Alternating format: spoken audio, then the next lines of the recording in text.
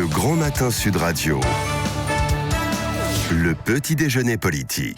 Bienvenue sur Sud Radio, 17h42. C'est le petit déjeuner politique avec ce matin Manuel Bompard, qui est directeur national des campagnes de la France Insoumise et candidat aux élections européennes. Bonjour Manuel Bompard. Bonjour. L'une des figures montantes donc de la France Insoumise. Au passage, vous avez 32 ans. On le disait avec Françoise Degois, pour ces européennes, pour l'instant, il y a quasiment que des jeunes. Bardella au Rassemblement National, 23 ans. Manon Lobry, votre leader, 29 ans.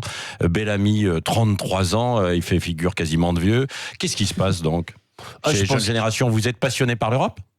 Non, mais je pense de manière générale que depuis maintenant quelques mois, il y a une nouvelle génération en politique qui apparaît. Je pense que les Français, notamment à l'occasion de l'élection de 2017, ont un peu décidé de tourner la page de celles et ceux qui avaient exercé le pouvoir dans ce pays depuis plusieurs années. Et je trouve que c'est une bonne chose pour la démocratie. Maintenant, il y a des jeunes, il y a des moins jeunes sur une liste. Nous, on a une liste dont la moyenne d'âge est la moyenne d'âge de la population, vous voyez, la plus représentative possible. Oui, mais du c'est peuple. vrai. C'est le cas aussi dans les autres listes. Mais en revanche, les leaders, les figures sont quand même très jeunes. Ils étaient à peine nés quand l'Europe a été recréée aussi à la chute. Enfin, elle date des années, évidemment, 50-60. Mais ensuite, il y a eu cette refondation dans les années 90 et certains ne l'ont même pas connue, quoi. La chute du mur de Berlin, quasiment. Ouais, je pense qu'on est d'une génération qui finalement on lui a vendu l'Europe comme une belle idée, comme quelque chose qui allait apporter du progrès, la paix, etc. Et on est une génération déçue de ce point de vue-là de la construction européenne et qui a le sentiment que par rapport à ce qu'on lui avait promis, pour un certain nombre d'entre nous, l'Europe c'est Erasmus, c'est joli, et finalement ce qu'on a devant les yeux c'est le travail détaché, une Europe des multinationales, le poids des lobbies.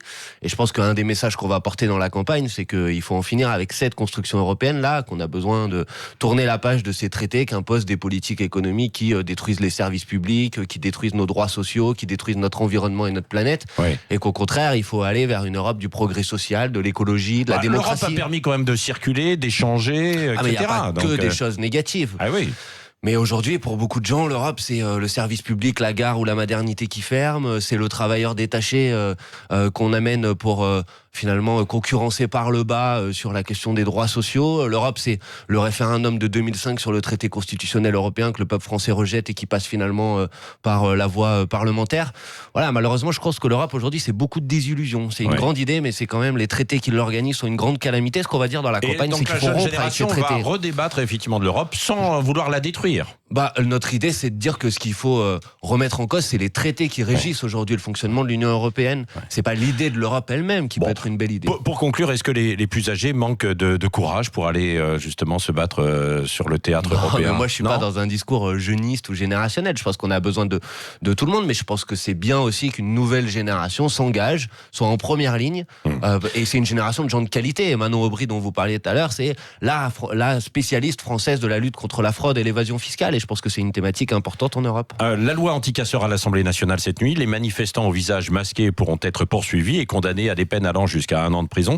C'est une bonne méthode pour lutter contre ceux qui viennent tout casser, faire dégénérer les manifs ou pas? Non, moi je crois pas. Je crois que le pouvoir, le gouvernement aujourd'hui est engagé dans une dérive autoritaire que je trouve extrêmement inquiétante. Il y a déjà un certain nombre de modalités, de moyens qui permettent de neutraliser les éléments qui viennent uniquement pour casser dans des manifestations.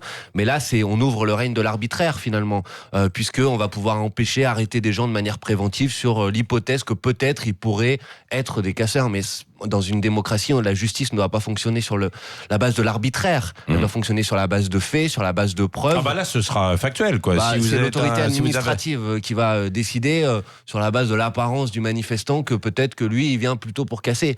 Je pense que on rentre dans ce cas-là dans une dérive autoritaire. Carrément, oui, une dérive extrêmement autoritaire. Alors, c'est pas que moi qui le dis. Je sais pas si vous avez vu, il y a plusieurs enquêtes d'opinion sur les traits d'Emmanuel Macron et le premier mot qui revient à chaque fois, c'est autoritaire. Oui, mais il y a besoin d'autorité aussi dans le pays. C'est ce que demandaient visiblement les gens quand même dans les élections. Et puis, ils ont été rassurés un petit peu quand Emmanuel Macron a tapé du poing sur la table à la fin du mois de décembre, non? Je pense qu'il y a besoin d'ordre, mais il n'y a pas d'ordre s'il n'y a pas de justice. Oui. Or, aujourd'hui, ce que les gens disent, c'est vous nous demandez d'arrêter de manifester, mais vous n'avez pas répondu aux revendications sur la justice sociale, sur la justice fiscale, sur de nouveaux droits démocratiques. Et si on veut revenir à l'ordre dans le pays... Il y a le grand débat, on va en parler dans un instant. Le grand débat, on va en parler sans doute, mais j'y crois assez peu. Mais si on veut revenir à l'ordre, comme vous le dites, on a besoin de réponses politiques. Et on a besoin de démocratie. S'il faut, il faut régler les problèmes par le vote. C'est pour ça que moi je pense qu'on est aujourd'hui dans une situation où la dissolution de l'Assemblée nationale est la seule manière qui permettra de revenir à une situation apaisée dans notre pays. Manuel Bompard, donc directeur national des campagnes de la France Insoumise, vous êtes originaire de Toulouse. Il s'est passé quelque chose à Toulouse. Yannick Delpech, un restaurateur qui avait critiqué quelques gilets jaunes, eh bien son resto a brûlé à Colomiers. Vous condamnez cet acte ou pas ? Bien sûr, toute forme de violence est à bannir, à proscrire, à mettre à distance. Et y compris, je pense que ça ne sert pas le mouvement des Gilets jaunes, qui est un mouvement très largement pacifique. Je veux le dire ici, il y a sans doute des minorités qui malheureusement dénaturent le mouvement. Mais ce qui est important, c'est que les mobilisations à Toulouse sont très suivies, que Toulouse est un des épicentres de cette mobilisation des Gilets jaunes. Les commerçants n'en peuvent plus dans le centre-ville. Je sais, beaucoup de gens n'en peuvent plus d'ailleurs. Mais j'ai finalement une seule question à poser. Il faudra combien de samedis de mobilisation ? Il faudra combien de personnes blessées ? Il faudra combien de personnes décédées ? Il faudra combien de policiers à bout pour que le gouvernement apporte enfin des réponses ? Parce que bien sûr que ça fatigue tout le monde, mais c'est le gouvernement qui a les cartes en main pour mettre un terme à cette situation. À propos de blesser, l'un des leaders des Gilets jaunes, Jérôme Rodriguez, touché à un œil, un policier reconnaît avoir utilisé son LBD, son lanceur de balles. Il faut des sanctions ? Sans doute, mais moi je pense que ce qu'il faut regarder, c'est d'abord la question tout simplement de l'utilisation de ces formes d'armes qui sont pas indispensables pour le maintien de l'ordre. Il y a beaucoup de pays européens qui n'utilisent pas ces armes-là, et je pense que la question qui est posée aujourd'hui, c'est de mettre un terme à l'utilisation des LBD et d'un certain nombre de grenades, parce que c'est pas normal que dans une démocratie, quand on participe à une manifestation pacifique, on reparte avec un œil sur deux. Alors à propos du grand débat, puisqu'il faut parler de solutions, la France Insoumise refuse de participer au comité de suivi de ce grand débat. C'est une attitude républicaine, ça, ou pas ? Monsieur, ça serait, on participerait avec grand plaisir à ce grand débat, si ce grand débat n'était pas biaisé d'avance. Et c'est pas seulement moi qui le dis. Tout est ouvert, non ? On peut poser des questions, non ? Je vais vous répondre. D'abord, c'est pas moi qui le dis, c'est la présidente de la Commission nationale du débat public, Madame Chantal Joanneau, qui dit à chaque étape du processus, quand on a voulu garantir l'indépendance de ce grand débat vis-à-vis du pouvoir politique, on nous a dit ça c'est pas possible, c'est le pouvoir politique qui fera le rapport à la fin. Première chose. Deuxième chose, dans les questions qui sont posées, elles sont extrêmement biaisées.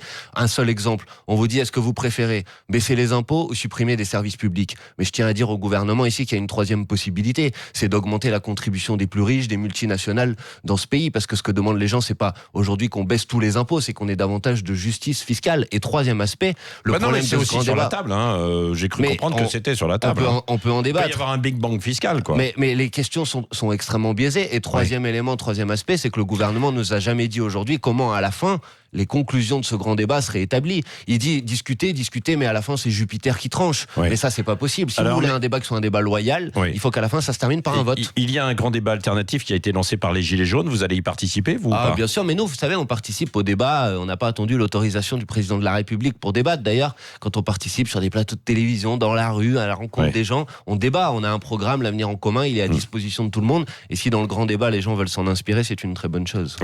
Alors voilà pour le grand débat. Donc visiblement, vous n'allez pas y participer, quoi. Après, chacun fait ce qu'il veut, mais nous, on n'a pas envie de valider par notre participation une initiative qui est une opération de diversion pour essayer de mettre un terme aux mobilisations. Il y a un appel à la grève générale le 5 février prochain, lancé par la CGT. Vous allez appeler aussi à cette manif ? Vous voulez quoi ? Vous voulez une convergence ? Bien sûr. Je pense que ce qui est nécessaire aujourd'hui, puisqu'on voit bien que la succession des mobilisations le week-end ne permet pas de faire reculer le gouvernement, ce qui est nécessaire, c'est qu'il y ait un élargissement de la mobilisation, et toutes les initiatives qui vont dans ce sens sont positives. Le 5 février, c'est un appel à la grève avec les organisations syndicales des Gilets jaunes, et nous, bien sûr, nous appuyons et nous soutenons cette mobilisation. Vous mettez un gilet jaune le samedi ou pas ? Bien sûr, moi je participe à l'essentiel des mobilisations et des manifestations. Parfois de gens de Rassemblement National, ça ne vous gêne pas ? Non, mais vous savez, moi ce que j'observe, c'est les revendications de ce mouvement. Je considère qu'elles sont à 99% compatibles avec les orientations de la France Insoumise. Et ensuite, 99%. clairement, la justice fiscale, le retour de l'impôt sur la fortune, une constituante pour une 6e République, l'augmentation du SMIC et des bas salaires, l'indexation des retraites sur l'inflation, ça c'est des propositions des Gilets jaunes et de la France Insoumise. Vous voyez ? Après, qu'il y ait des gens qui dans ce mouvement partagent pas mes orientations, je le comprends aussi, mais je crois qu'il faut débattre dans ce mouvement et que dans l'essentiel, ce mouvement porte des revendications qui sont progressistes. Oui, à propos de progressistes et puis des forces de gauche, cette fois, là, c'est une dislocation totale. Il y a je ne sais pas combien de listes.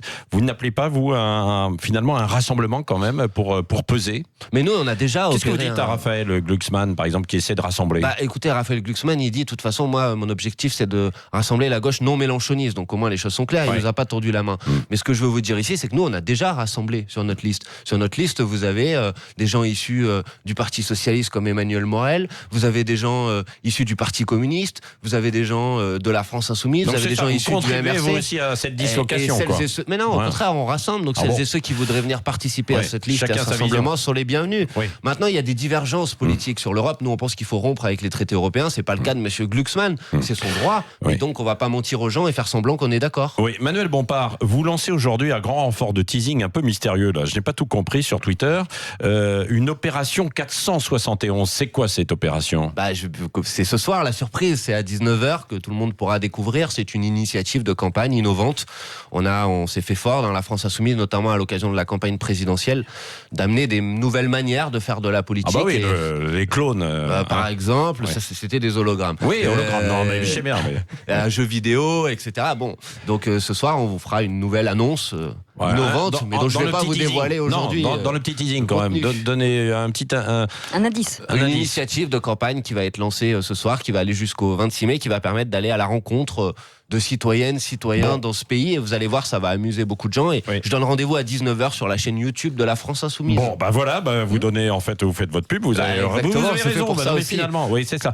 Dites-moi un mot quand même du Venezuela. C'est un exemple pour vous ou pas, ce pays? Non, c'est pas un exemple. On a considéré que au Venezuela, depuis 20 ans, dans un pays qui a une manne pétrolière extrêmement importante, il y a eu des politiques de redistribution des richesses qui sont intéressantes. Il y a des points très positifs au Venezuela. Il y a aussi des points négatifs. Je pense qu'il faut avoir une vision qui est une vision raisonnable. Mais par contre, moi, je condamne toutes les formes d'intervention extérieure. Il n'avait pas tout à fait la même vision que vous. Si, je crois qu'il a la même que moi, mais ça, vous lui poserez la question. Mais en tout cas, je pense qu'il y a une forme d'intervention extérieure aujourd'hui des États-Unis de Trump ou du Brésil de Bolsonaro qui essaye de reconnaître un président autoproclamé.